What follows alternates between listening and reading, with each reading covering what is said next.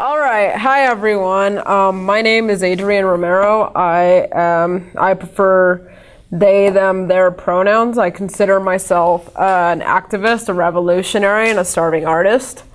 I started a group called Stand for Queer Lives, and I'm also a loyal member of the RSU.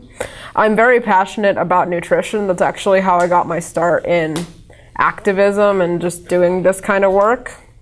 So yeah, hopefully you guys can learn something from this presentation that you didn't already know. So, I bet you're all wondering, why should we care what's in our food, right? The answer is, why shouldn't we? As revolutionaries, we are already rather familiar with the fact that the system is set up to work against us. We know better than to put blind faith in the authorities to tell us what's good for us, and nutrition is no exception, as it is the most important factor of our survival. The common belief that what we eat is safe is simply erroneous and foolish. Why should we care what's in our food? Is it any wonder that we are seeing the highest rates in autism, cancer, heart disease, food allergies, and diabetes that we've ever seen? So how many people here have or know someone who has an autism spectrum disorder? I'm glad to see that there are not that many hands up. How about, does anybody here have or know someone who has or has had cancer of any form? Wow, that's a lot of people. Heart disease? Food allergy? What about diabetes? Damn, that's the majority of the room, except for like 1, 2, 3 people. My point of that exercise is to show you all how common these things are becoming. You know, some of us have these things. Some of us know a lot of fucking people that do. Is it any wonder that every day people get stupid, or people get sick, or people care less about what's going on in the world? People care less what's in our food.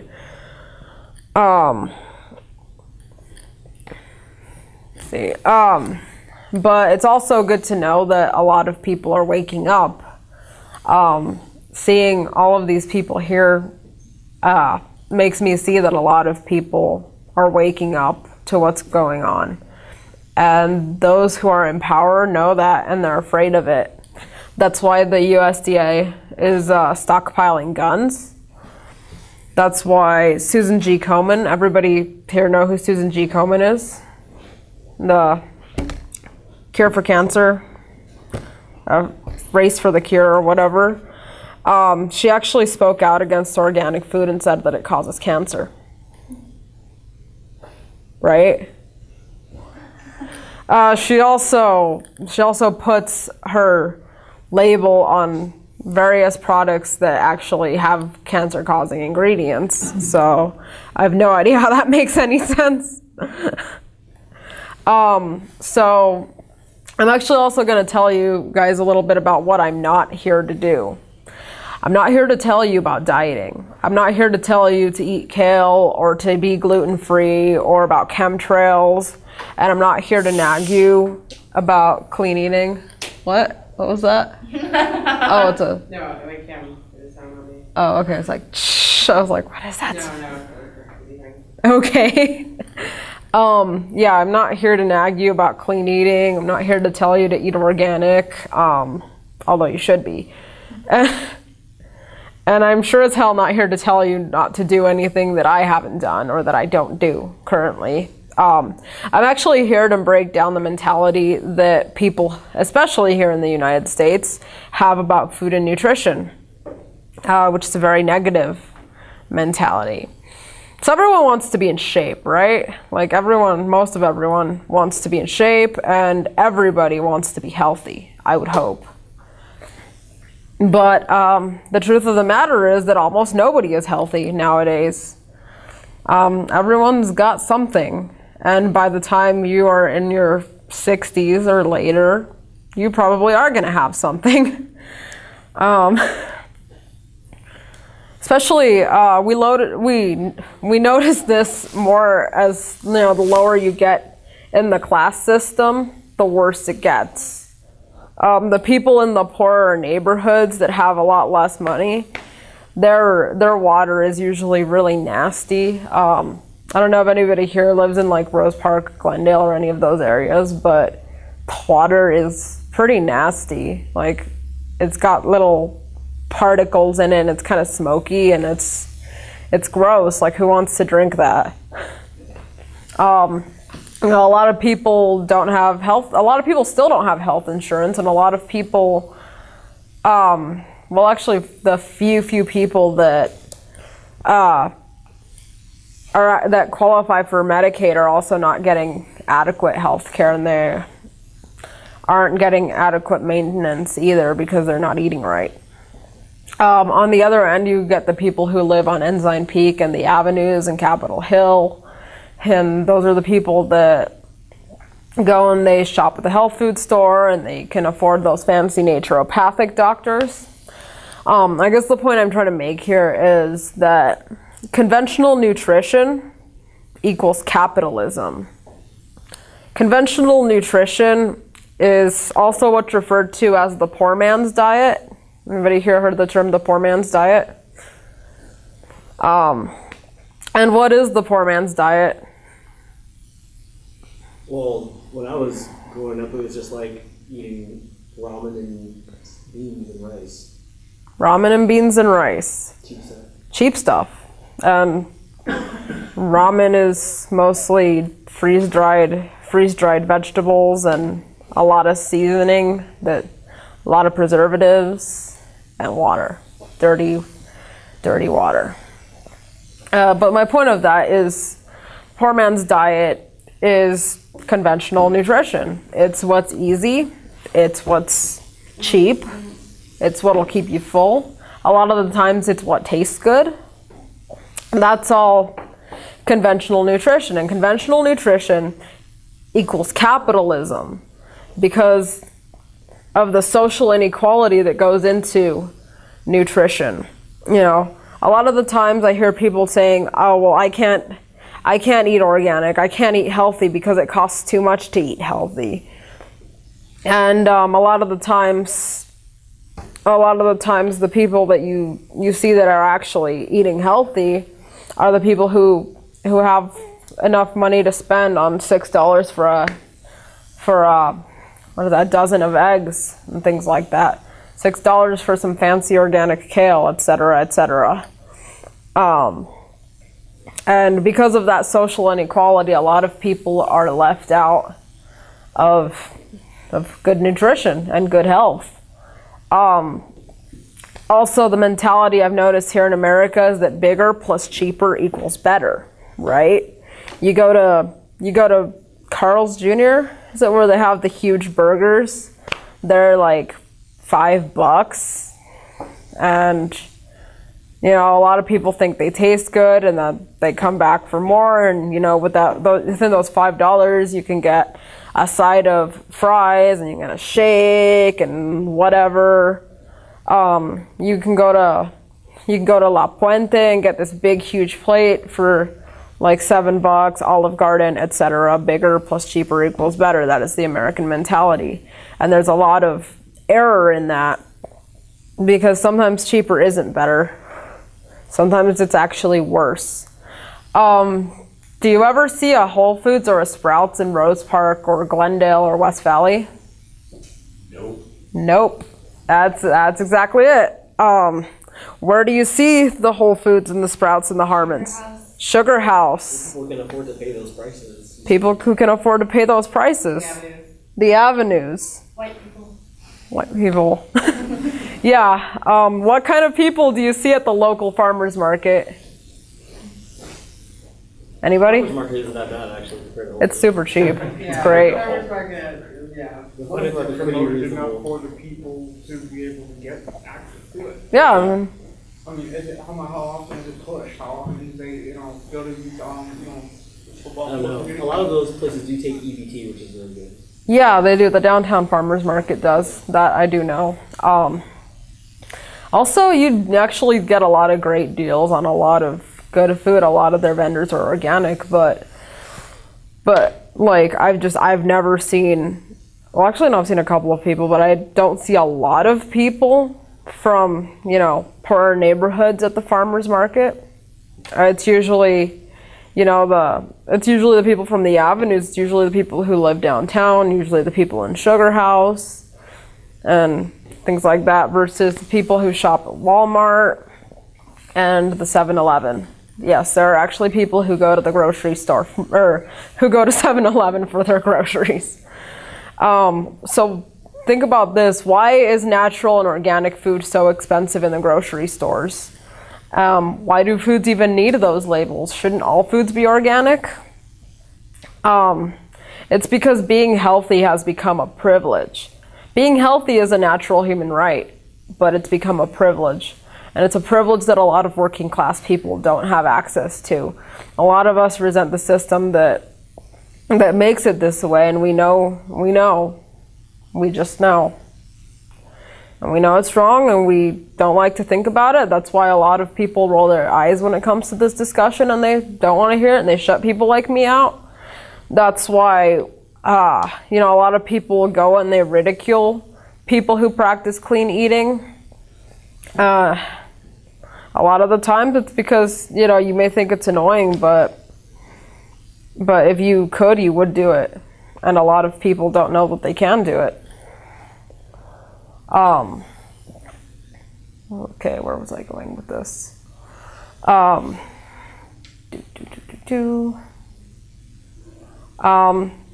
Well, healthy eating and the inability of, well, not inability, the inaccessibility, that's what I meant. The inaccessibility of healthy food for working class people is a big pink elephant. Like many social issues, it's a big pink elephant. It's something that nobody likes to talk about. It's something that nobody likes to acknowledge. You go into the poor neighborhoods and you don't see the artisan fast food places like Paradise Bakery, Zupa's Jamba Juice. You see McDonald's, and you see Beto's, and you see all of these awful places, but you don't see good options. Actually, I don't know if anybody's heard of the new eating disorder that they came up with. It's called Orthorexia, and it's categorized by an adamant devotion to healthy eating. I don't see why that's a bad thing. I mean, I guess I can understand if you're eating if you're eating nothing but celery and brown rice, then that's not a good idea, but most healthy eaters know better than to do that. So I think it's ridiculous. So I'm going to read out a quote from the World Health Organization. In 2013, 4.2 million children under the age of 5 were overweight or obese. Once considered a high-income country problem, overweight and obesity are actually now on the rise in low and middle-income countries, particularly in urban settings. In developing countries with emerging economies, classified by the World Bank as lower and middle-income countries, the rate of increase of childhood overweight and obesity has been more than 30% higher than that of developed countries. So malnutrition is not just a bad personal choice, but it's straight up class warfare. Straight up class warfare, and you're seeing it in the numbers nowadays. Now I'm going to talk about sodium fluoride. Anybody here familiar with sodium fluoride? What do you know about sodium fluoride? It's in the water. What do you know about sodium fluoride? Yes, it is in water. I used to take tablets of it when I was a kid. That's really bad. I'm sorry to hear that. I think I saw a hand over here. What do you know about sodium fluoride? So is there a difference between sodium fluoride and fluoride? I was just hearing about fluoride. That's like It's a colloquial term. Yeah, I mean, it was added to water mostly because they said it was the arguments I always heard for it was that it was necessary for a pregnant woman to have. Oh my God. Active women didn't harm other people, so they added it to help pregnant women. Wow. What about you? Fluoride is incredibly acidic and destroys molecules. And so sodium fluoride was added to the water in large metropolitan areas in order to break up the bacteria and viruses that are in the water, most specifically cholera. Huh. That's one I haven't heard, actually. Well, the thing I have to say about that is fluoride, yeah, it's in the water. It's definitely not good for you. It's certainly not good for pregnant women. It's actually awful for pregnant women. It's awful for anybody. A medical journal called The Lancet recently came out with their with a report that talks about the name of it is neurobehavioral effects on developmental toxicity. And one of the things that they mentioned in this report is that fluoride, among other chemicals such as manganese and other ones that I can't pronounce, are directly linked to things like autism and attention deficit hyperactivity disorder, dyslexia, and other cognitive impairments and executive functioning disorders. So that's one thing.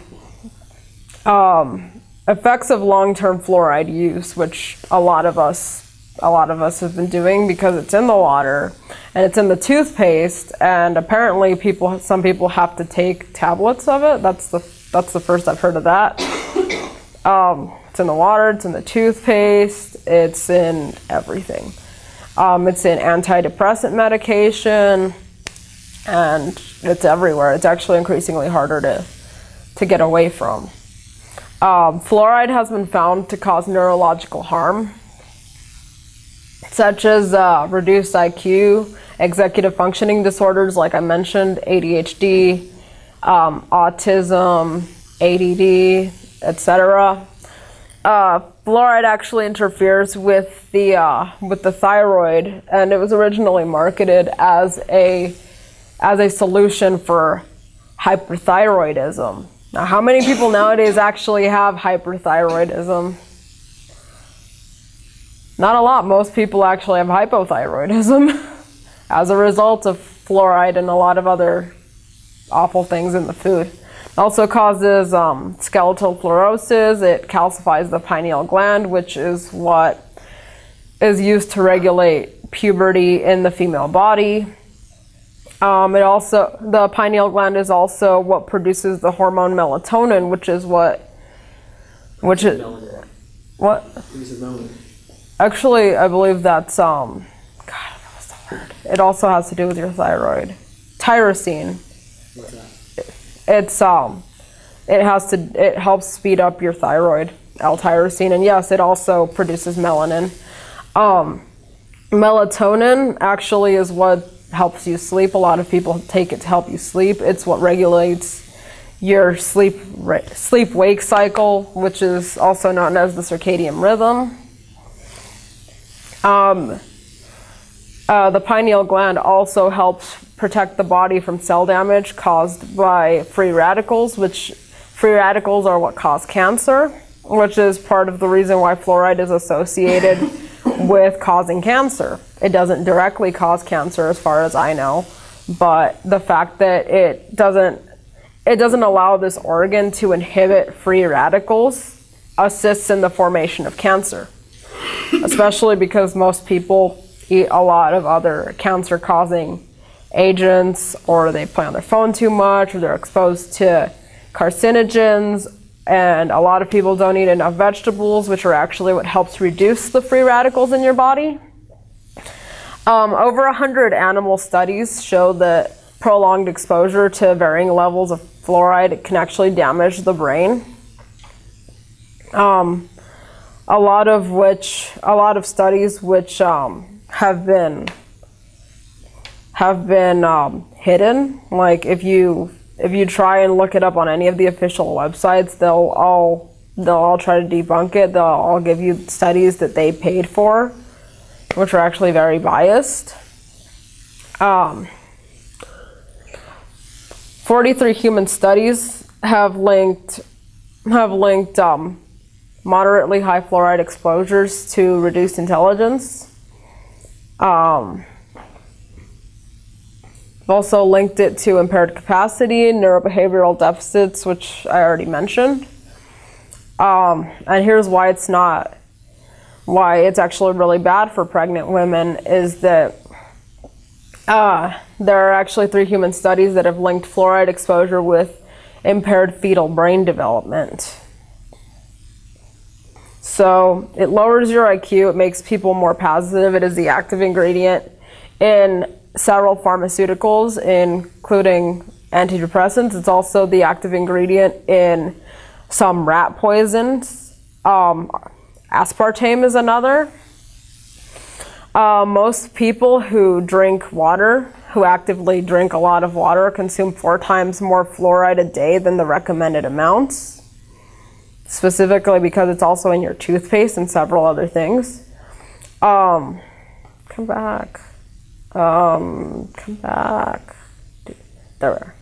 So, Portland, Oregon's water is, so Portland, Oregon recently had the choice as to whether or not to fluoridate their water because their water is an unusual occurrence where it's like naturally like perfect water. It's super pristine, it's super clean, super pure. And back in 2013, they had the option as to whether or not to fluoridate their water, and whether or not like they would vote on that. There was actually a pro-fluoride campaign going around called Healthy Kids, Healthy Portland, which went and donated large amounts of money, bless you, nearly $100,000 to a bunch of groups of people of color. So like the Native American Youth and Family Center, the Urban League, the Latino Network, the Immigrant and Refugee Community Organization, to say that, to like kind of convince them to vote yes on fluoride in Portland, which they actually ended up losing. So in Portland, they don't fluoridate their water, yay. But it's fucked up enough that they would donate to specifically groups of oppressed nationalities to go and support their own repression, their own, how to put that, support their own road to illness. Another myth that I've heard a lot is that fluoride occurs naturally in water. It's natural and therefore it's safe. Well, arsenic is also natural. Is that safe to put in your body? The truth is fluoride very rarely occurs naturally in water, and in the rare cases that it does, the organisms in that environment suffer from, sorry, did you have a question? Okay, they suffer from all of these negative symptoms that I just mentioned. Sorry. Yeah, so I have a question. Okay. And I mean, certainly all of our water is not as clean and pristine as Florida's water. But Florida? if you look at, for example, Utah, right, our water feeds Nevada, Arizona, New Mexico, and then ultimately California, right, because we're tributaries to the Rio Grande. And I'm certainly of the opinion that fluoride is incredibly devastating for biological and organic life. Like, I don't think that anyone is debating that. But also, like, that's kind of why we use it, at least that's my understanding. Like, if all of our water, which includes a lot of wastewater, which includes a lot of bacteria and viruses that come out of all of us, are heading to other cities and they're going to drink it, I mean, what do you view as the cost-benefit analysis of us using fluoridation in our water, at least in areas where we're feeding other places, right? Like the Mississippi, you know, maybe in Minnesota, Ohio, they don't need to use fluoridation, but like by the time it gets to, I don't know, Louisiana, you know, wouldn't that be Or even like Missouri, like just a little bit downstream there. yeah, I mean, because all of our waste, you know, and I'm being very polite to not name it exactly what it is in there. I mean, don't we want something that destroys biological creatures? Or I mean, maybe not. I mean, that's my question. I mean, do you think there's benefit as like a public health issue to like putting fluoride? It's like, it's a poison. We know it's a poison. We know it has these bad effects, as opposed, you know, having cholera outbreaks. You actually get more cholera outbreaks from how do I put it, like meat that's infected and things like that are infected than you would from the water. There are actually alternative ways to purify your water. You know, you're not just going to drink it straight, and there are people who do, but you shouldn't do that. You know, to get rid of the bacteria, they actually use ultraviolet radiation, I think it is, or ultraviolet lighting. Yes, there's activated charcoal filters, which is what they use in distillation. It's what we have in our distiller at home. Does it kill like bacteria, or does it just like filter out? Activated charcoal gets rid of poisonous materials. It does not affect bacteria. And there you go.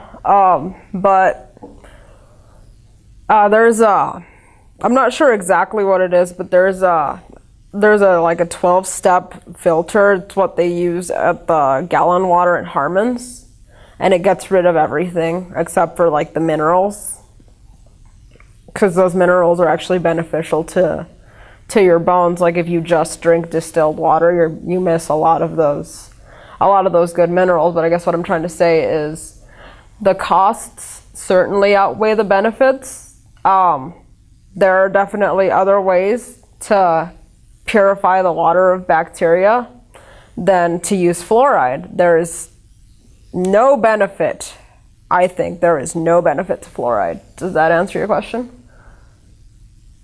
It answers my question, but I guess I just disagree. Okay then.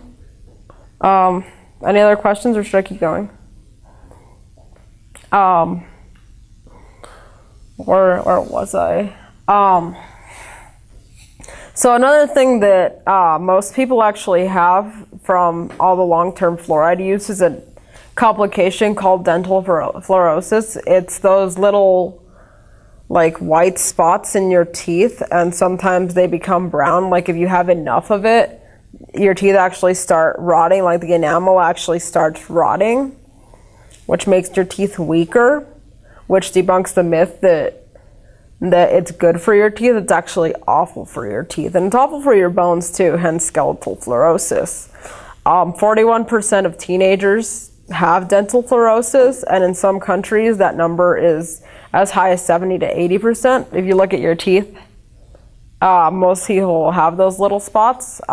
If I could have had my slideshow ready, I would show you exactly what that looks like, but you can go home and type it into Google search, and it's disgusting. Like nobody wants that nobody wants that on their teeth. How to avoid fluoride. So most toothpastes and mouthwashes contain fluoride. If you go to the health food store, and it's actually not that expensive to get their toothpaste. It's actually about the same price as regular toothpaste, depending on where you go. And there are brands like Tom's of Maine, Desert Essence, and Jason, which is the brand I use, that offer fluoride-free toothpaste. Another good, cheaper substitute is coconut oil plus baking soda. Just make sure that you spit that out in the trash instead of the sink, because it'll clog up your sink. But it whitens your teeth. Coconut oil actually heals cavities. Coconut oil, it has a lot of other great properties, and baking soda helps with bad breath, so it's actually a great fluoride-free substitute. You can also purify your water through reverse osmosis or distillation, which is what uses that little activated charcoal. There are other more advanced processes that I don't know about, but like I said, I know that the water gallons at Harmon's go through like 12 steps of purification, which gets rid of all the bacteria, gets rid of all the lead and all the chlorine and everything. Everything except the minerals. Purified water choices. You can also just buy water bottles, but that's expensive and not very sustainable. So Smart Water, Core Water, Penta Water, which is the best water ever. Nestle, but I don't recommend Nestle because of what's going on in California. Yeah, they use, I'm not one to speak on it, but they use it for a lot of the water for the plant, causing a lot of the water shortages in California, basically just for their own products, their own processed products. They took up a lot of their natural clean water. And it's also for the bottling too, like the water that they actually sell. Yeah. They're privatizing water. And Dasani is also really good, and they add the minerals so that you doesn't fuck up your bones. Has anyone here heard of Monsanto? No. No? Oh wow. Oh, okay. Well, I'm glad to know that people know who those fuckers are. So Monsanto is as I'm sure you all know, the big biotechnology company responsible for GMOs and DDT and Agent Orange and all that fun stuff. Huge corporation, awful people. They actually serve organic food in their cafeterias. That's how you know that they know that what they're doing is wrong. And Monsanto, a lot like Walmart, loves to ruin the lives of working class people.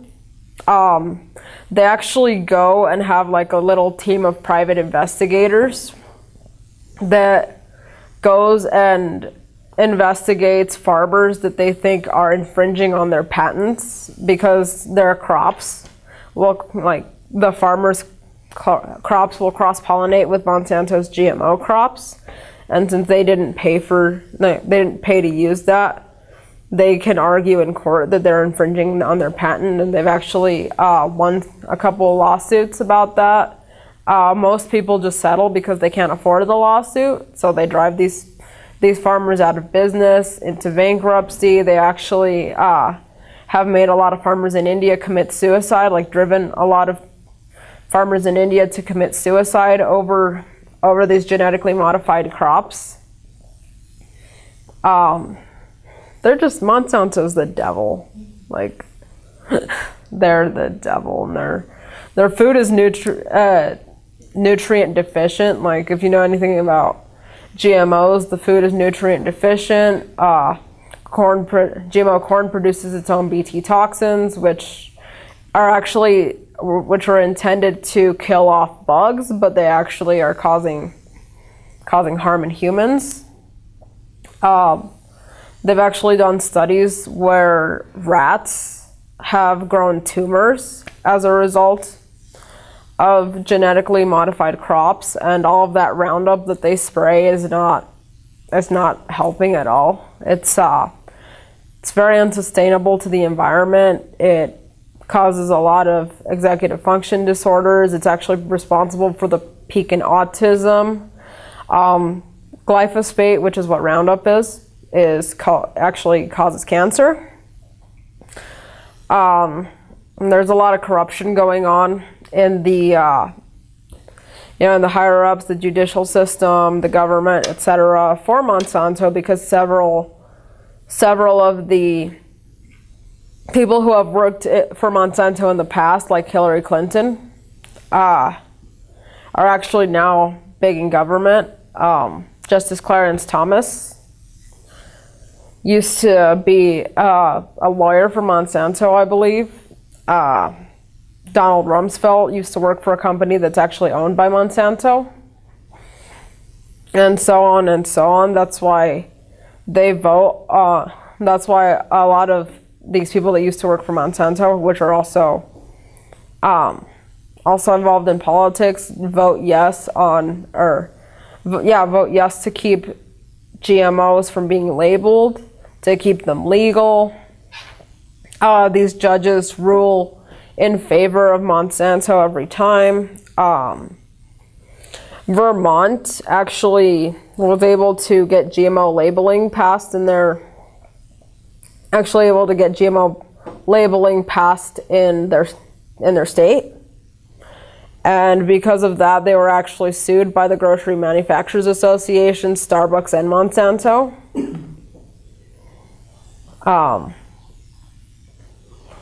Approximately 64 to 74 countries label GMOs, and GMOs are banned in 26 countries. Some commonly genetically modified crops include alfalfa, canola, which is in everything, vegetable oil blends, vegetable shortening, anything that's baked usually has it, salad dressing, that's what they make canola oil out of, corn. Approximately 88% of the corn here is genetically modified. Corn is in everything. It's essential to the production of several things. You know, the cows that a lot of us eat that corn even though they're not supposed to. Cows are actually supposed to eat grass. A lot of the chickens, that's where high fructose corn syrup comes from, which is awful, causes diabetes. It's just awful. It's in everything. Corn oil, corn chips, everything. Every processed food that you can think of probably has cornstarch or high fructose corn syrup in it. Cotton. 90% of cotton in the US is genetically modified, so your clothes, cotton swabs, tampons, anything that you can think of that has cotton in it. Unless it's organic cotton, chances are it's genetically modified. Most of Hawaiian papaya is genetically modified. Soy, 94% of US soy is genetically modified, which is in everything. Hydrolyzed soy protein, MSG comes from soy, and MSG is in practically every processed food you can think of. Unless otherwise stated, if you're vegan, use a lot of soy milk, soy protein, etc. Soy is bad for you anyway, but genetically modified soy is not any better. Sugar beets, 95% of sugar beets are genetically modified, and the majority of refined sugar, unless otherwise specified, comes from sugar beets. Other crops that in the past have been commonly genetically modified are also wheat, potatoes, tomatoes. The thing about genetically modified foods is that sometimes they'll insert genes from other organisms into the DNA of that crop or of the seed before it grows, which is how it's responsible for most allergies nowadays. So if you have a soy allergy, maybe that soybean had a gene from a peanut or something, and it turns out you're actually allergic to peanuts, but you think you're allergic to soy because all of the soy is mixed with peanut crops. Wheat is another one responsible for all the gluten allergies. A lot of them anyway. Let's talk a little bit about organic food and the regulations for organic food. In order for a food to be considered organic, for a product to be considered organic by the USDA, the U.S. Department of Agriculture, it can't have any irradiation, synthetic fertilizers, any synthetic pesticides. It can't contain GMOs. It can't have any growth hormones in it. everything that the product or that the animal ate.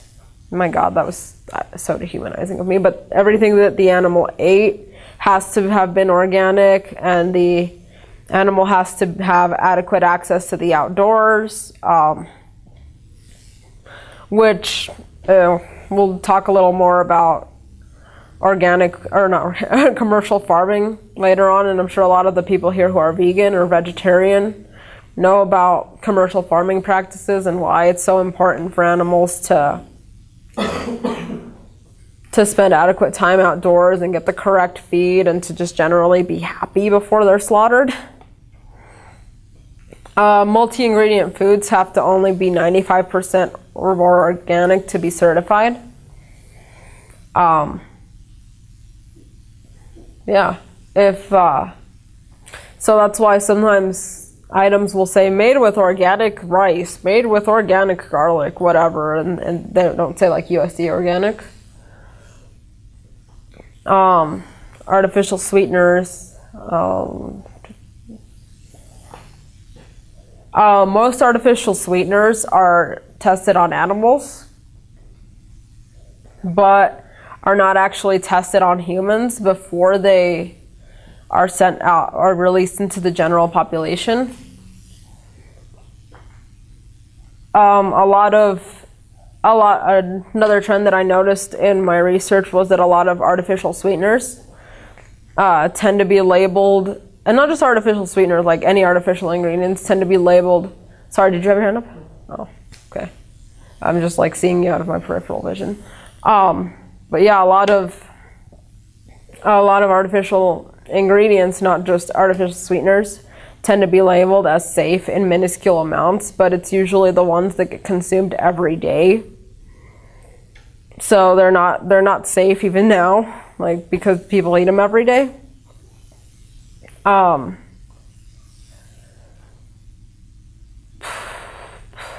Aspartame. Sure, a lot of you know what aspartame is by now. It's what's in all the diet drinks. It's in any sugar-free product, any zero-calorie product, any diet product. It's an equal. It's responsible for most of the adverse reactions reported by the FDA, including seizures, headaches, nausea, fatigue, irritability, rashes, weight gain, tumors. It turns into methanol, which is actually highly toxic, and methanol turns into formaldehyde, which is a known carcinogen. It's got absolutely no nutritional value whatsoever, so the costs definitely outweigh the benefits. It's like 100 times sweeter than sugar, so that's why they use it, but it leaves a really disgusting aftertaste. It's bad. It causes cancers. It's actually been proven to have tumors regardless of what any of the official websites say about it. Monosodium glutamate, or MSG, is a flavor enhancer that originally was used mostly in the oriental regions of the world, China, Thailand, Japan. It makes everything super, super good, even if it's bland. Like, I've actually heard that they went and made they made edible feces, I think, at one point, and they sweetened it with soy protein because soy protein has free glutamates in it. Everybody needs glutamates in their body. Like, you need it. If you don't get enough of it, you'll get really sick. Most people don't have a scarcity in glutamates because free glutamates are in everything. The problem is not naturally in everything, but they're added to everything. They occur naturally in a lot of things like tomatoes, soy, etc. potatoes, I think, also have a little bit of glutamic acid in them. And in excess, they actually fry your brain and they fry your nervous system. Especially when you mix those free glutamates with sodium, which is why it becomes monosodium glutamate. It definitely fries your brain. It's what is known as an excitotoxin.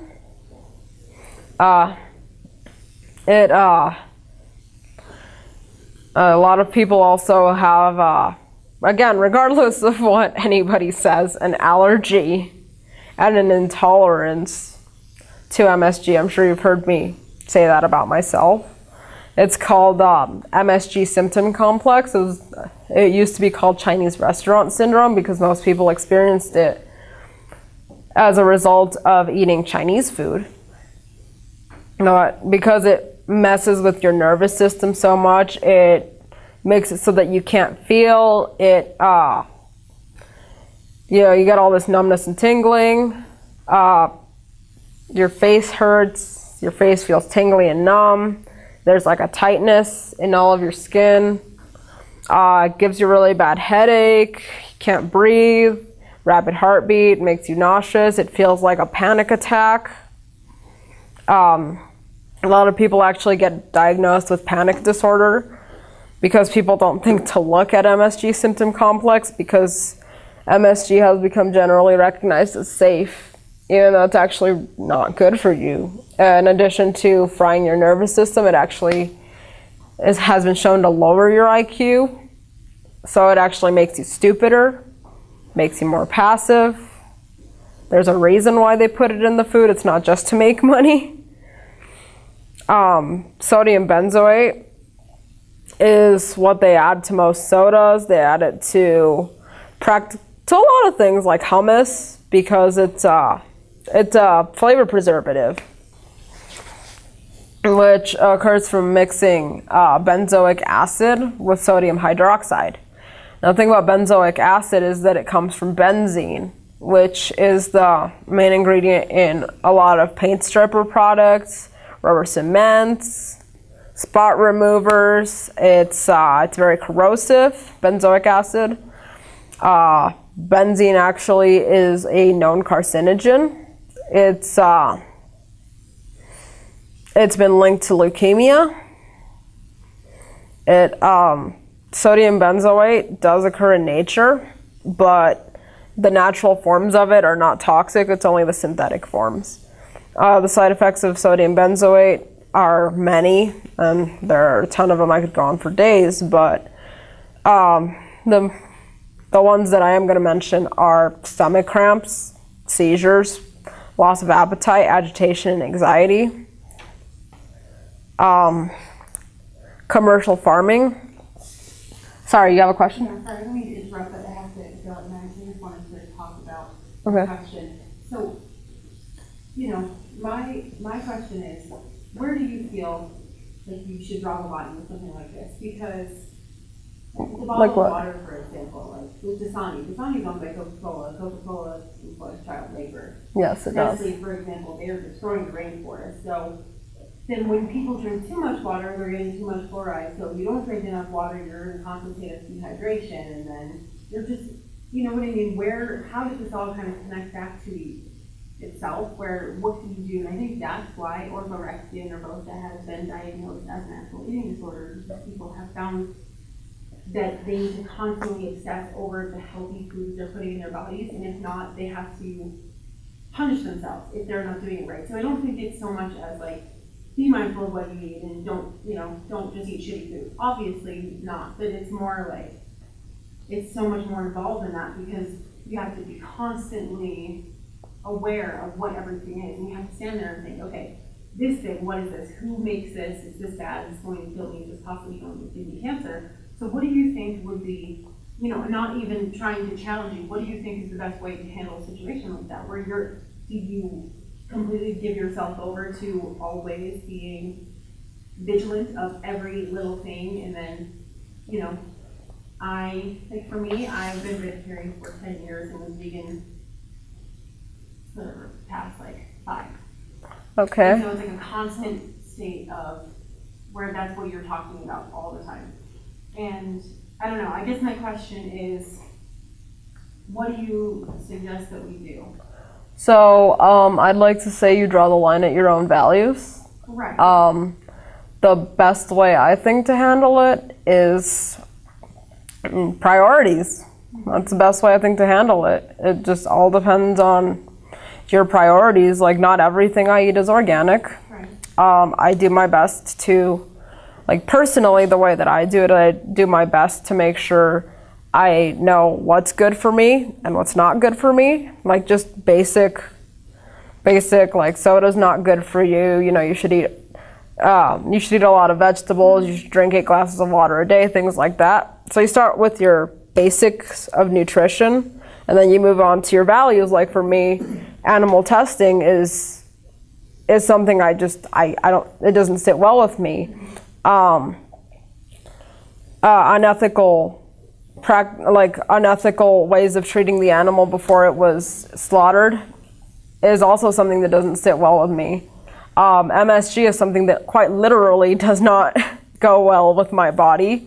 So again, it just depends. Like, for me, the best way to handle it is just depends on your priorities and what you think is not going to make you sick. Like, to your point about the water, where, you know, is it better to have water with fluoride in it because of everything it keeps out? Or, I don't know, because like you said, cholera outbreaks come from meat, which I don't, you know, I can't say that to anything that I've ever read. Not saying you're wrong, I just don't have a source on that. So wouldn't it be like, okay, so then you don't eat meat, then you don't eat, I don't know, I'm not really sure where I'm going with this, but I guess my question is like how, from my understanding, what takes precedent? Honestly, I'd say the greater good of humanity would take precedent. So but like I said, it all depends on your priorities as an individual. I'm not going to tell people what that might be, because it's different for everybody. Absolutely. So sorry, I'll get to you in a sec. So like I said, if you would rather drink if you'd rather drink water from the tap because you don't believe in child labor, like, that's one thing, but there's also water out there that's made ethically and made sustainably. Or you could just... I think my point is that you can always find an argument for something, because, like, oh yeah, I'm from Boston, and, like, Poland spring water comes directly from the spring in Maine. That's bottled water, but the fact remains that the plastic is a petroleum byproduct, and that's a problem for the environment. And so it's kind of like this real slippery slope. And I think my point was just to kind of speak to the orthorexia and, like, about always having to be super vigilant, because the reason they've diagnosed that is because people, it's the same thing as bulimia or anorexia. It's just, yeah, it's an obsessive compulsive disorder, and it's more mental than it is about, like, oh, I had McDonald's today. You know what I mean? Oh, I think I see what you're getting at now, so actually. If I had McDonald's today, I need to harm myself. I need to, like, Exactly. Okay, yeah, obviously that's illogical. People who starve themselves to death, not through, like, anorexia or weight loss, but over orthorexia. That's like where it's been diagnosed, because they got so obsessed that it was like, okay, well, I have to eat something, I have to eat these carrots, but what's the label of these carrots? Do they maybe have some kind of carcinogenic thing in them? Okay, then I can't eat them, and then what am I going to eat? Right. And I think So that's where the line is with the general population, kind of, and then people who become obsessed, where you want to say, okay, be really healthy, but then it's like, how do you draw that line without, I don't know. There's a whole... Whether or not it interferes with your life, right. Whether or not at the end of the day it interferes with your mental and physical health, whether or not it takes precedence to everything else you do. Mm-hmm. You know, obviously, whether it, like you said, if people start harming themselves because they ate McDonald's one day, just when the moment it gets irrational, that is where you draw the line, right. For sure.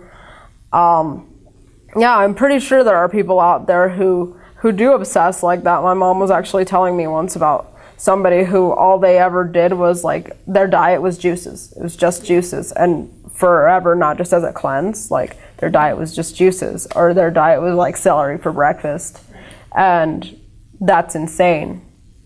Like, so yeah, I'm sure there are people out there with a legitimate condition of orthorexia, but the problem is that with like the diagnosis for ADHD or for oppositional defiant disorder, it's orthorexia nervosa is super, super vague. It's like fortunately it's not even in the DSM yet, but it's super, super vague. Like half the people who shop at Whole Foods would probably qualify for that diagnosis, because it's like they want to say that it's because it becomes the most important thing in your life, but it is important.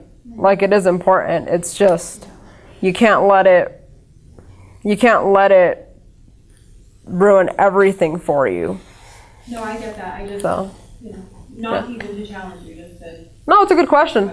It's a great question. So you first and then you, Zara. Oh, I had a direct response, which was everyone in this room probably who knows me knows, like, I'm basically a walking toxin. Yeah. With, like, everything bad that a person could possibly ingest. I think this is the false dilemma that capitalism puts us in. Yeah. Is that we can, if you'll notice, for you to have an organic, free trade, non-oppressive diet requires you to be a millionaire. But in order for you to be a millionaire, you have to engage in the capitalist process enough to exploit enough people to be able to buy your way out of capitalism. This is what I was trying to get at, but I'm running a little sleep. So. No, and that's the thing is, I mean, we can obviously have a more healthy diet, which Adrian has touched on. Right. But ultimately, until we have an open, free, democratic system in which all of us participate on our diet and what we think is right and not right, and it's not set by corporations in the market. Yeah. Until then, there is no way out. Like, we're all condemned to greater or lesser degrees by everything we eat, everything we buy, everywhere we go, how we go there. And so for me, the answer is revolution. I mean, in Havana, 80% of the food grown in Havana is organic, pesticide-free, and is grown within the city limits without monocropping. Yeah. But the only reason they can do that is because there are not market forces that need to raise, millions of dollars for their excess grain. They can say, well, I'll lower prices and then I make the money back. Because It's not about the money, it's about like the social system behind it. And again, like that's my view, and I know a lot of people disagree, but like there is no purity in this world. Well, I mean, for some, it just comes down to a specific design of choice. I mean, honestly, you can choose to have a shitty product in your body, or you can choose to have something better tasting. But in the overall, it's comes down to choices. So some of those choices are forced. I'll do admit that, especially in like impoverished areas. But if you look at it, it's still choices that can be made. I mean, like a person doesn't. Yeah, they might spend more if they have to go outside the area to get, a good, if you will. But at the same time, what else are they paying for? I mean, more in some cases, entertainment becomes more of a value than your health, in some areas of the city. So, like, really, the way that somebody once described it is that every time, which is actually a concept that I got from a documentary, is every time that you are buying the healthier product, you're basically voting yes on that product. It's actually the amount of, which is something I was going to say for the end of the presentation, but you're leaving, and so I'm going to say it anyway. I hate this first time for that. Sorry. So basically, when you are buying that product, you're basically voting for that product. The high demand for organic foods that has been going on as of the past few years is actually driven more places to sell it. Like Walmart sells organic food now. Sam's Club and Costco all sell natural and organic products because that's what people are buying nowadays. Starbucks has been forced to change their milk, and all of that is because of what Greg said, revolution. It's people demanding that their food be healthy. So if more people demanded that their food were healthy, their food would be healthier. Sorry, Carly had one, and then you. Sorry. It was pretty much touched on it. It was just basically that there's no ethical consumption under capitalism anyway. So Yeah. like goes back to what you said, priorities. I mean, there's no ethical consumption under capitalism, so just Yeah. So try and until do the best you can with the resources you have, with where you are. Like I hate to admit this, but a couple of years ago, Urban Outfitters, favorite store, loved it. Clearance sections there every day. Knew they were shitty, didn't care a couple years ago. Kind of came back in my face a couple times and just cut them off, which was hard for me because I love them. Like Clearance section, Urban Outfitters, best.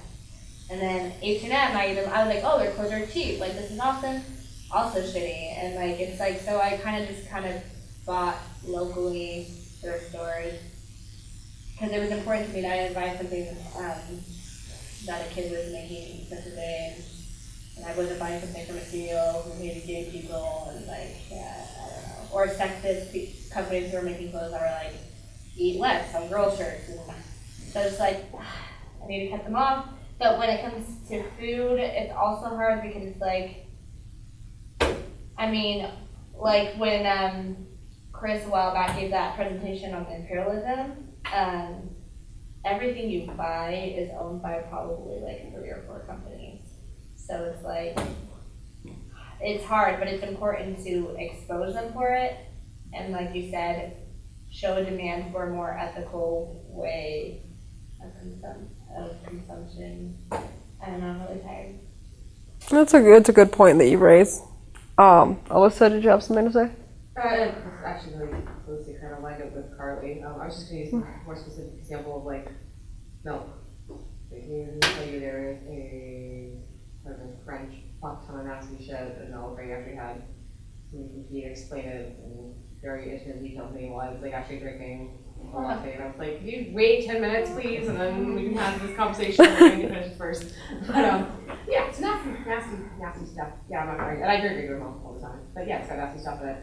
So like a lot of like I take care of kids for a living, and a lot of my kids' parents go and buy like all this like fancy like organic soy milk or organic like almond milk that's all like safe and has all like nice things, and it's all like safe for their little precious babies to drink, and all that money is going to the same companies that make all like the cheap regular milk that all the lower class kids are having to buy. So you can say like, I'm going to buy this and I'm voting yes, but like how much you're like, yeah, you're saying I want that like organic milk, but like you're not like hurting the companies that are selling, the same companies that are selling like the nasty cheap it's just like filled milk, like yeah, it's hormones. Like, it's just like if you're vegetarian, you eat somewhere that's like you get a vegetarian plate, but most of their options are meat. It's like, yeah, you're doing a good thing by not maybe eating meat, but you're still You're still supporting them. I don't know. Yeah, and I'm not like I'm like not like of like video with that like they you know choose to order one of like the healthier options if they can afford it. That's what they want to do, and that's good for them. But that's not going to solve like the problem of like what the companies and not always really are doing. You could also alternatively, as we're going with this analogy, make your own almond milk, make your own soy milk, buy your own cow. Those are all things. Those are also alternatives. Milk is actually not a necessity unless you're a child. So you can always switch over to calcium and vitamin D tablets. Like there are so many other alternatives to which you can boycott the companies that you think are fucked up. They're all fucked I guess what they're At the end of the day, a lot of them are. okay, for me, like, yeah, I don't need milk. Like, I was talking about, like, the example, like, yeah, I drink milk, and, like, do I need it? No. But, like, okay, my kids that I take care of, like, they do need it. They're babies. They need milk. Like, I don't think any of their parents are in a position of, like, oh, I'll just keep, like, a cow in my apartment. Well, no. Like that's not, like, feasible. Sorry. Yeah. Oh. Well, I just have something real quick, which is, what I don't want is a green, organic, gluten-free capitalism. Like, and the fact is, one, we'll never get there, All you have to look at, it's just like a week from the bombing of MOVE. MOVE was a Black African independence movement that was very big in Philadelphia, and they had their own compound. They were self-sufficient, and that place where they're dropping bombs? Yeah, the police dropped a bomb and murdered like 24 people, including kids. To think that capitalism will ever allow ourselves to buy our way out of it, unless we're the super rich, it's just like not gonna happen. Like if we create like an urban garden co-op with organically fed beef and whatever, like there comes a point where they're like, oh wow, you're totally independent of the capitalist system. Now they're gonna be like, now we're gonna kill you. I mean, that's the very reason why like solar panels are now, it just passed, are being taxed. Like you're being taxed to create energy for Rocky Mountain Power, and the reason why is because they're never gonna let you out of the system. The only way, in my view, is to put an end to the system, and then we can get rid of the like, monoculture, corporate farming, etc. You know, and we'll drink goat milk, but our goats will all be like in centers of like apartments, and you know, we'll eat eggs from chickens that we go chase down and catch. And, you know, Revolutionary goat names. Sorry. But I mean, that's just like, if people think it's a priority to be like ethical in your consumerism, then like more power to you. But I actually don't think, I think it's shuffling furniture on the Titanic. And I know. Polishing brass. Polishing brass. Expression. They're shuffling furniture on the Titanic. That's Well, I think the furniture shuffles itself, because it's like, it's the people polishing the handrail, like, fine.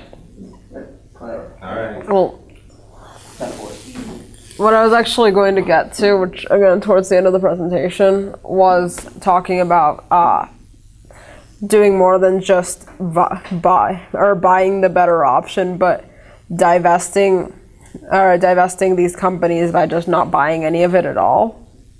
Like you said, you know, start your own, have your own cow and your own garden and shit, and some people don't have access to that kind of living.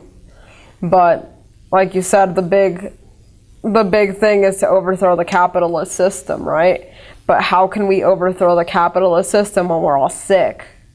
Like, that's the point I'm trying to make with this presentation. It's how can we overthrow the capitalist system when we're all sick? I think I do Dude, the right job. Jacob Moore was a fucking alcoholic asthmatic, and he was so like, fuck your shit, motherfucker. Like, yeah, I mean, yeah, you gotta stop and cough every few minutes, whatever. I'm kidding you, you Argentinian son of a bitch. No, it's you Argentinian son of a bitch. Sorry. Anyways, yeah, sorry. There is this report. Oh my God, sorry. Sorry, what's your name? Sydney. Sydney, did you have a question? I was just gonna say that we're actually really not supposed to even be drinking any milk other than human milk because you don't have the enzymes to break down the lactase. That's why most of the time after you get egg cream, you get like A stomachache? stuff. Yeah, most people actually, a good amount of people are some form of lactose intolerant, and we didn't start really, that's just because like biologically we're not supposed to really even be drinking milk that's coming from other animals. We're meant to be drinking human milk up until a certain point, whatever. Yeah. 100% of Vietnamese are lactose intolerant. 100%? Yeah. Wow. That's something I didn't know. Coconut milk lactose, you know, and I'm pretty sure you can get them at the coffee place across the street. Coffee Connection. Right there across the school. I will check those out. Yep, definitely. Yeah, I got you, girl. Sorry, Gerard. This is really why I'm a socialist, is because, you know, the answer for me, the one that's just clear, is when everyone has to eat the same food and drink the same water, there's immediately going to be action on the quality of it, you know. And until that's addressed, so that's why, you know, this whole thing comes back to what's wrong with capitalism. I'm not a political theorist. I don't understand all of these fancy ways of describing how, you know, capitalism. But it sounds to me like the market choices are not going to work. You know, you can move your choices here or there, but that's the market. And until you have everybody having to suffer, you know, there won't be a real solution. Yeah. Capital suffering. With that.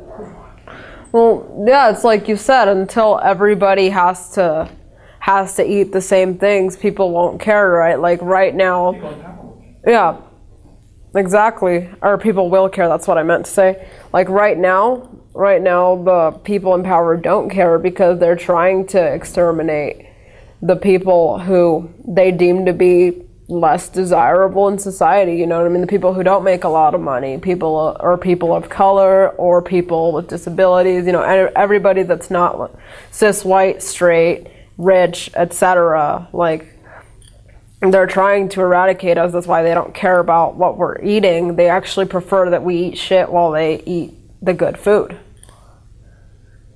So, yeah, I definitely, again, the point of the whole presentation was that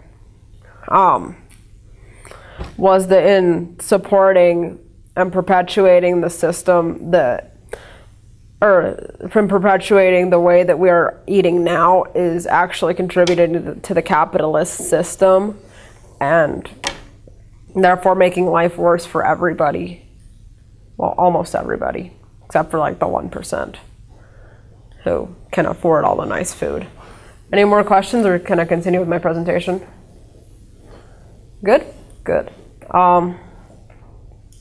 Okay, well, here's a fun one. So now I'm going to talk about commercial farming. And I'm sure like most people here like know about how animals who are used for food are treated, right? Like they're all in the little tiny cages and like curled up next, like not even curled, like smashed up next to each other. And they're all have to have antibiotics because they all get sick from the crowding and from standing in their own shit all day and things like that. And they all have to have, like I said, antibiotics for this. A lot of them get hormones, growth hormones, to produce milk at the rate that there is a demand for, to produce the meat at the rate that is the demand for, and like that's not even the half of it. But it's not just that, it's also the people who have to do these jobs, who have to do the dirty work, basically, because you think, well, actually you know that the CEO is not the one down there bringing the sheep to the slaughter, so to speak, and plucking the chickens and cutting their heads off and chopping up the meat and packing it up and all of that. It's actually up until recently, because most large corporations have adopted E-Verify. Up until the last, what is it, like 7? No, not even, like 5 years since they came out with E-Verify. Most of these workers were actually undocumented people that they'd go and pick up in Mexico and Guatemala and so on. And they'd bring them over here and they'd overwork them and they'd underpay them and they'd threaten to deport them, and sometimes they actually would deport them when they tried to unionize. A good example of that is Smithfield, which is one of the big one of the 3 big companies that produces meat here. They'd actually go and do just that. They would bus in undocumented workers and then they'd deport them when they try to unionize. But the thing that's weird about that is that you'd think that the companies would be the ones to get in trouble for hiring these undocumented workers. No, it's actually just the fucking workers that get in trouble while the corporation remains unscathed. In fact, a lot of the raids that went on with Smithfield were actually not reported and kept secret, specifically so that they wouldn't make such a big deal about how Smithfield was hiring all these undocumented workers, especially after the anti-immigrant movement. Not only that, but like the farmers that grow for places like Tyson, Purdue, Smithfield, etc., are basically slaves of debt to these companies because they view themselves as dependent on these companies because those companies bring jobs to their communities. Therefore, they bring about their survival. You know, they have to a farmer that works for these big companies has to borrow all of this money just to maintain their farm, and therefore they feel like they're basically owned in this vicious cycle by these farmers. I believe I already talked about like the hormones and everything that they're putting in the milk. Those hormones have actually been found to be one of the leading causes in the leading cause in why most kids nowadays have precocious puberty. 6-year-olds have breasts nowadays, and 12-year-olds are having sex, and it's all precocious puberty. It's all from the hormones in the meat. Those cows get roid rage. Sometimes even like the people that eat them get like a tiny bit of roid rage. Roid rage, irritability. I'm sure that accounts for roid rage. Yeah, so I believe we already started a little bit of the discussion about what people can do to what people can do about this issue, and I've heard a lot of good comments about it. Support your local proletarian farmers, because a lot of them, like if you go to the farmers market and buy their food, they're not owned by big corporations, so you don't have to worry about investing in big corporations. Like I guess if they ever get bought out, like a lot of Stonyfield got bought out, Annie's got bought out, etc. Like, you know, support them until they get bought out. I already mentioned investing in organic foods. Some of you may know McDonald's has actually had to close a bunch of their restaurants because people aren't buying anymore. Like, most people by now know that McDonald's is a piece of shit and that it's not food. Even with like, I've even seen them come up with like these desperate attempts, like having the artisan chicken sandwich, no preservatives. Like that's the furthest they'll go. They went as far as to have a guy that was once a crew member on the Mythbusters to actually come in and like debunk the myth that their McRib sandwich was not actually made for meat. And he actually went back and they paid him enough, I guess, to actually say yeah, it was actually real meat. Yeah, well, what kind of meat? Actually, they wouldn't even admit what kind. It's actually pork bellies. I think the McRib is the best embodiment of capitalism. Have you noticed that there's no like the McRib comes and then it goes, and then it comes and then it goes, and there's no like set schedule. It's not like a summer thing. It's not like a fall. Is it just whenever they have enough extra stuff? It's literally the case that the McRib sandwich only exists when pork belly futures, so like future investment, is low enough that they can buy up enough pork belly as soon as the market drives high enough that it no longer becomes profitable. The McRib is now off the menu. So it has nothing to do with the food, it has everything to do with the stock market. Yeah, I read an entire article about it that was in, I think, the Wall Street Journal. But yeah, it's not even based on like the food. It's totally based on just like market up and down, which is why it comes in weird times, because it's all about what the market will bear. How do you even define real meat? Like Taco Bell's meat is 80%?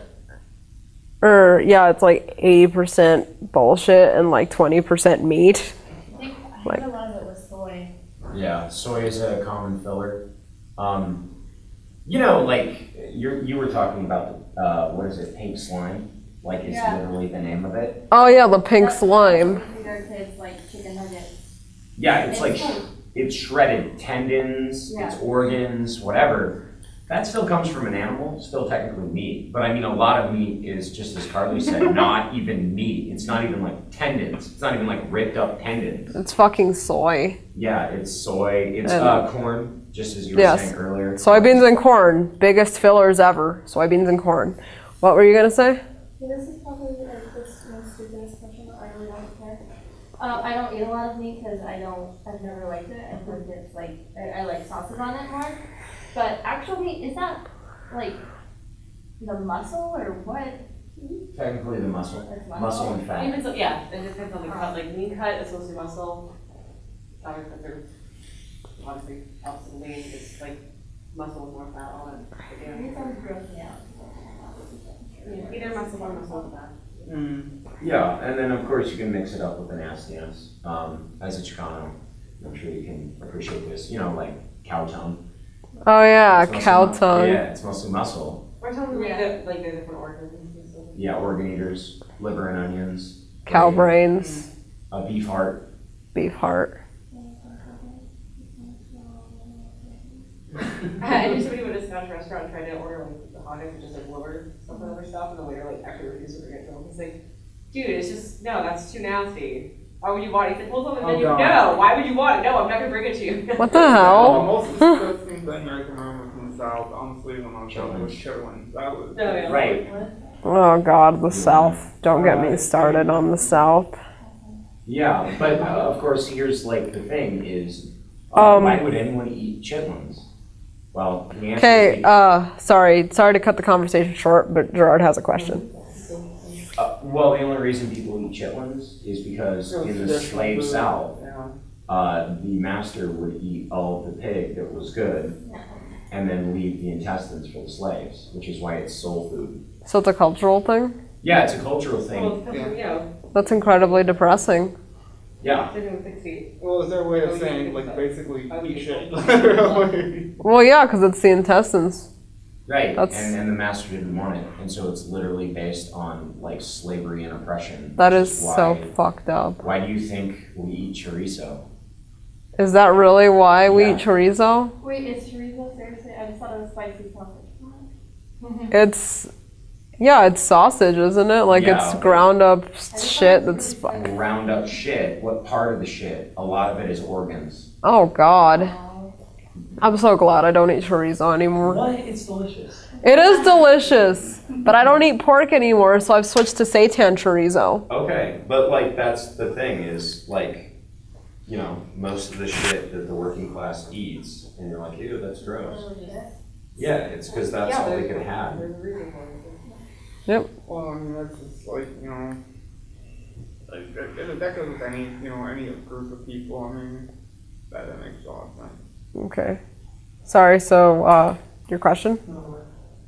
So- I'm just thinking that from an energy standpoint, you know, we get all of our energy or to live in the sun effectively, right? It goes into the plants, it's captured by chlorophyll, and then turned into sugars.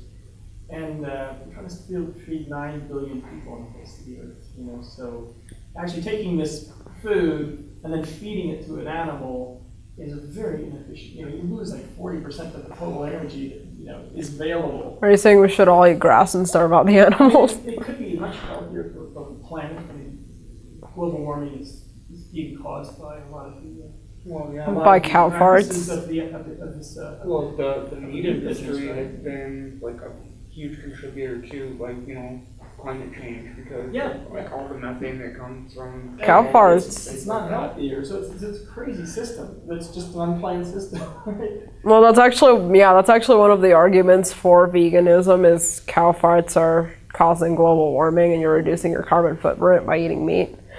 I don't know. I mean, in my opinion, I would rather have cows be cows and just kind of have less humans. Like I'm very much a misanthropist, so I'm just like less humans, more resources.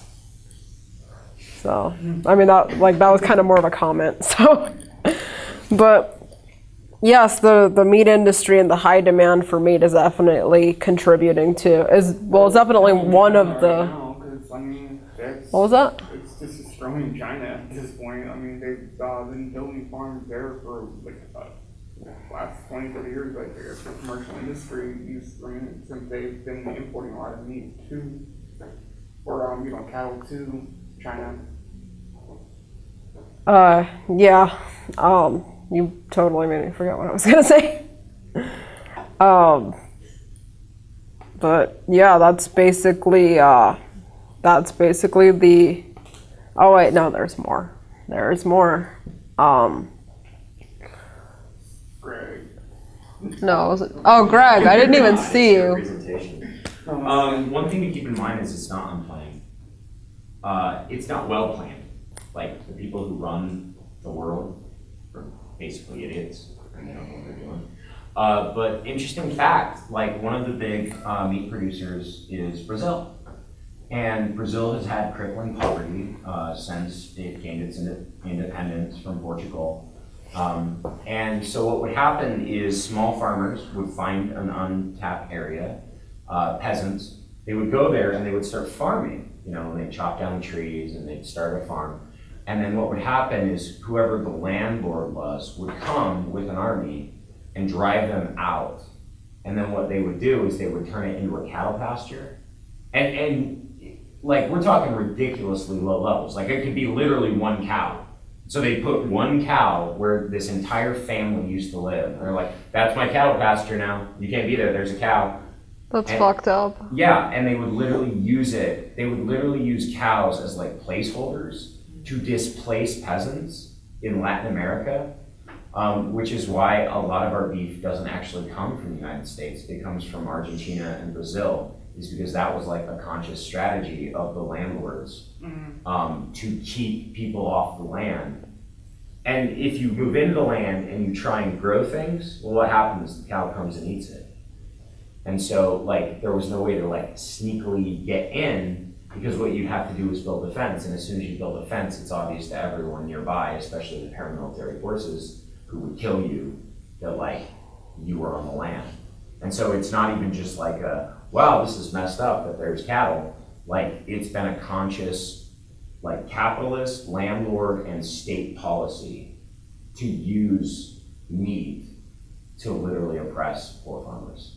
Yeah, I just didn't know how it makes me from eating kids. Cows out coming. Cows say don't. Any other comments, questions? That's pretty much the end of the presentation. I was just gonna, after that, tell you all to read the labels on your food and to fight for safer food regulations, to support GMO labeling, support the struggle in Vermont, plant a garden, plant some plants in your windows, go to the March Against Monsanto, which is actually this weekend. Good, do it. Boo, you whore. Damn. That sucks. Whoa. Big call or? No. No. I've got to go to Hawaii. Hawaii? Fuck, I wish. Milwaukee. Oh. Jesus. Sorry, I've been there multiple times and it's That damn thunder from hell. Anyway, sorry. Anyway, May 23rd, 11 a.m. Utah State Capitol. But, yeah. Back to March. Hell yeah. What's the topic? Sorry, what was that? What's the topic? March Against Monsanto? Oh, really? Yes. It's a rally/march. I went last year. It was actually really cool. Like, they had Rocky Anderson speaking, and they had all these different booths that you can get free stuff from, and free seeds, and free vitamins, and it's awesome. Chris and I hijacked the march. You guys did, actually. I do remember you.